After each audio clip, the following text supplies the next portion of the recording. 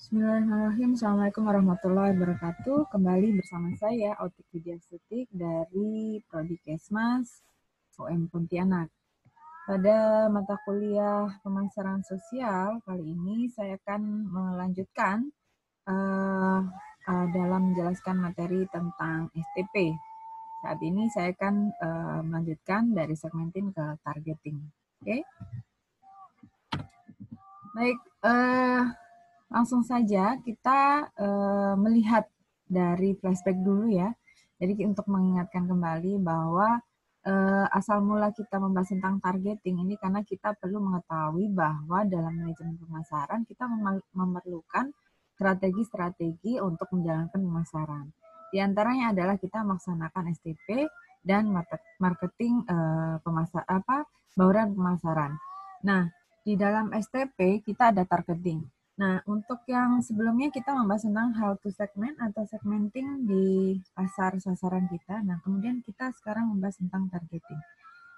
Di mana kita harus mampu untuk memilih segmen yang sebaiknya atau lebih fokus untuk kita berikan paparan tentang intervensinya seperti apa. Oke. Oke, targeting itu sendiri adalah proses mengevaluasi setiap daya tarik segmen, kemudian memilih satu atau lebih karakteristik untuk dilayani. Atau ini juga merupakan persoalan bagaimana memilih, menyeleksi, dan menjangkau pasar. Nah, jadi targeting itu merupakan tahap selanjutnya dari analisis segmentasi. Nah, produk ini adalah pasar sasaran, yaitu satu atau beberapa segmen pasar yang menjadi fokus kegiatan-kegiatan pemasaran. Kadang-kadang targeting juga disebut selecting, karena marketer harus pandai-pandai menyeleksi, ya, selecting. Nah, targeting the market atau penetapan target pasar. Diferensiasi segmen. Untuk mendiferensiat atau membedakan segmen, jadi kita contohkan dalam membedakan segmen sesuai kebutuhan dan memberi varian produk penawaran. Misalnya, poli dalam rumah sakit.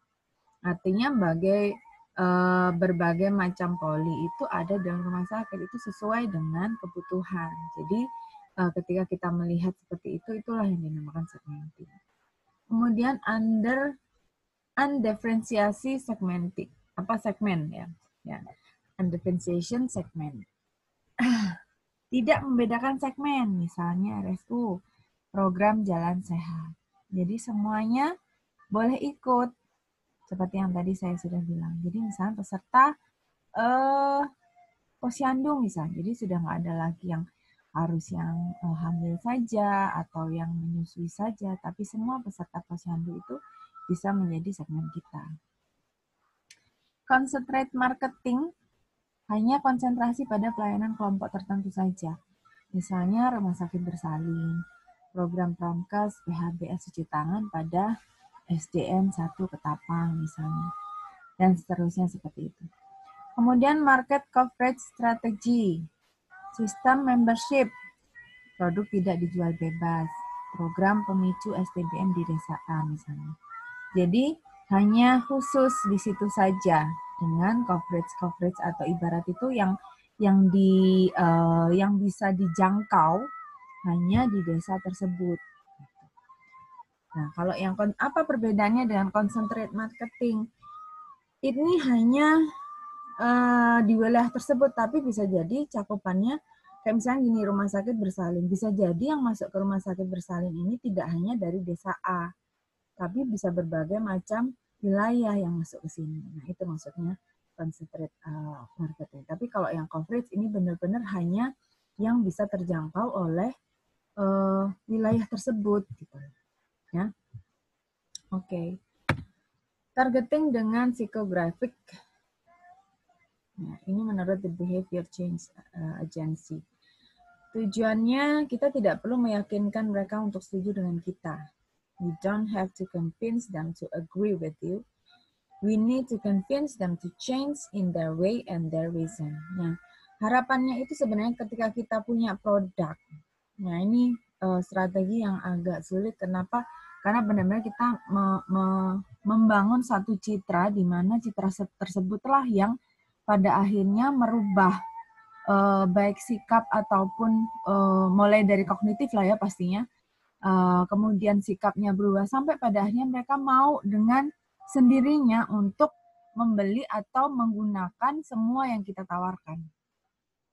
Kita nggak perlu meyakinkan mereka, maksudnya memaksa sekali gitu ya, tapi kita perlu meyakinkan, tapi tidak perlu yang harus ibarat itu memaksa mereka untuk benar-benar dengan sangat terpaksa. Karena kalau sangat terpaksa, mereka hanya akan melaksanakan pada saat kita hadir saja, karena tanpa kesadaran mereka sendiri, itu maksudnya. Ya, kita perlu meyakinkan mereka untuk bisa merubah perilaku dengan jalan dan alasan mereka yang benar, maksudnya sesuai dengan kebutuhan mereka. Misalnya gini, contohnya, kenapa dikenalkan dengan program STBM, misalnya, ya kan? Tentang BAB misalnya, BAB Semarang. Ini kita perlu kenalkan dengan sendirinya mereka agar mereka itu paham bahwa apa yang sudah mereka lakukan itu menghasilkan sesuatu yang merugikan. Nah, dengan sendirinya mereka paham tanpa harus kita berikan paparan yang memaksa mereka untuk mendengarkan kita. Tapi biar kita membiarkan mereka untuk melihat sendiri hasilnya itu seperti apa, prosesnya seperti apa, sehingga mereka akhirnya secara kognitif mereka paham, sehingga mereka mau dalam konatifnya untuk menandatangani misalnya komitmen mereka seperti apa. Dan itu based on kemauan mereka sendiri, bukan atas paksaan. Nah, seperti itu yang dilakukan. Acuannya bukan hanya based on the product, tapi based on the data dan grafik yang menunjukkan persamaan psikologi, rasa, perilaku, gaya hidup, hobi, gender, dan sebagainya. Ada berbagai macam. Ya, dan ini ada satu link YouTube yang mungkin teman-teman nanti bisa klik di sini, sehingga kita bisa melihat seperti apa. Ya. Kemudian,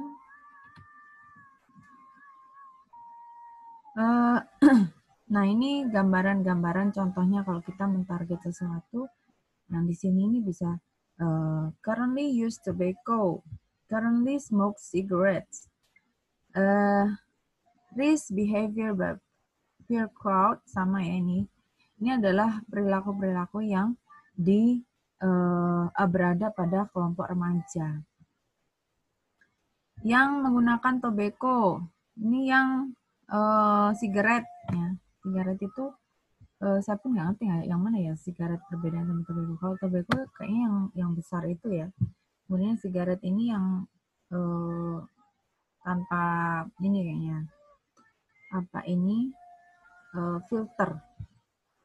Kemudian drink a can, bottle, or glass, or soda, or pop one or more times per day. Ini yang suka minum minuman kaleng, botol, gelas, apa ini soda yang gelasan tuh. Kemudian ya di sini kita bisa melihat. Kemudian ada yang alkohol, minum alkohol ini kalau di luar negeri mungkin common ya, common sense, ini sesuatu yang biasa mereka ini kan karena hari-hari mereka butuh untuk menenangkan diri, jadi mereka membutuhkan minuman seperti ini. Nah di sini ini kita bisa melihat gitu berbagai macam seperti yang sudah kemarin saya sudah sajikan dalam segmenting. Kita akan melihat meskipun ini misalnya teenager ini atau remaja-remaja ini di usia yang sama misalkan, tapi kita bisa melihat bahwa ternyata behaviornya berbeda gitu loh, behavior mereka ini berbeda. Ya, sehingga dari sini nanti kita bisa melihat bahwa yang kita targetkan yang mana. Ini sesuaikan dengan behavior dan produk yang kita punya sehingga sesuai dengan kebutuhan mereka. Targeting ini sama ya. Jadi yang materi sebelumnya tentang segmenting, kita akan mengetahui bahwa ini adalah mengevaluasi tentang market segment. Kemudian kita memilih targetnya yang mana, ya. Mengevaluasi segmen yang menonjol dari data. Memilih target sesuai segmen atau kelompok yang menonjol tadi. Nah, ini maksudnya dari target itu tadi. Tapi jangan lupa, tadi saya sudah sempat juga, saya di materi sebelumnya juga sempat menyampaikan, ketika segmenting itu ternyata dinilai dari segala macam survei yang dilakukan, ternyata hasilnya itu memenuhi untuk dijadikan segmen, maksudnya untuk segmentingnya itu ternyata all populasi dari yang kita targetkan tadi, yang tadi saya yang sempat saya bilang, misalnya kelompok peserta posyandu itu semuanya ternyata masuk dalam kriteria segmen atau targetnya kita gitu loh. Dari semua orang yang masuk dalam atau semua kelompok yang masuk dalam segmen kita, ternyata mayoritas masuk juga dalam target kita, karakteristiknya, sasaran kita sesuai dengan yang kita harapkan. Jadi it's okay kalau misalnya selama pendanaan kita cukup, kemudian memang jumlah people-nya juga nggak banyak, pesertanya juga nggak banyak, saya rasa it's all fine kalau misalnya kita mengikutkan semua target atau semua segmen itu dalam target kita gitu ya. Tapi kita perlu tahu bahwa teorinya memang untuk melakukan suatu intervensi atau melakukan suatu transaksi penjualan, ibaratnya kita punya program.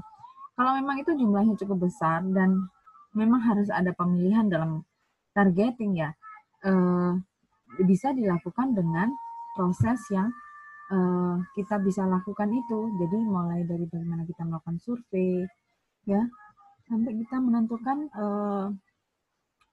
based on apa persamaannya yang kita bisa kumpulkan, sehingga yang sudah mempunyai persamaan itulah yang kita pilih sebagai target kita. Nah, ini contohnya. Jadi kita bisa melihat data capaian. Ya, data capaian itu seperti apa? Ini contohnya sih cakupan kampanye imunisasi MR. Nah, dari sini untuk mengerucutkan lokasi kasusnya itu yang kita bisa pasarkan produknya kita bisa melalui informasi ini. Kita melihat berapa capaiannya di setiap wilayah, Sekalbar. Ya. Dari Sekalbar ini kita bisa melihat yang paling rendah capaiannya itu yang mana. Kalau ini kan per provinsi ya, kita bisa melihat Kalimantan Barat segini. Nah, dari 71 ini, ada berapa provinsi yang data capaiannya paling rendah? 5 ranking terakhir. Kita ambil, akhirnya dari kabupaten kota, kita bisa melihat berapa kota kabupaten yang punya cakupan terendah. Menurun lagi ke kecamatan, sehingga kita bisa melihat kira-kira wilayah kerja puskesmas mana yang bisa kita tuju. Sehingga kita bisa menentukan mau mengerucut lagi ke desa atau seperti apa. Oke, kemudian, nah, kita bisa melihat di sini bahwa dari orang yang agak banyak, ya, dari beberapa kelompok yang menjadi segmen kita. Tapi pada akhirnya yang kita ambil hanya targetnya kita itu ini aja, sesuai dengan kebutuhan dan hasil dari survei dan juga kebutuhan dan juga isi dari produk kita. Produk kita apa? Berbagai macam program. Tidak hanya barang saja bentuknya, bisa jadi barang saja sih.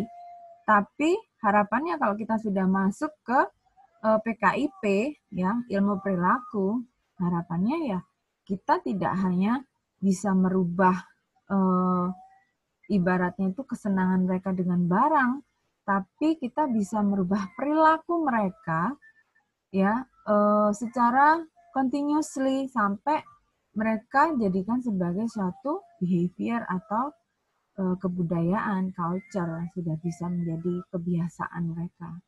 tidak hanya mampu untuk bertindak pada saat itu kita ada, tapi produknya kita itu adalah perubahan perilaku. Ya. Kemudian barulah nanti kita memikirkan tentang bagaimana sebaiknya memposisikan produk kita di kalangan masyarakat dan memberikan citra yang baik sehingga bisa menempel ya sampai anak cucu mereka. Oke, saya rasa that will be all. Terima kasih teman-teman. Saya harap semuanya sehat, semuanya bisa menjalankan aktivitas dengan segala protokol yang harus dijalankan. Dan I'll see you next. Terima kasih. Assalamualaikum warahmatullahi wabarakatuh.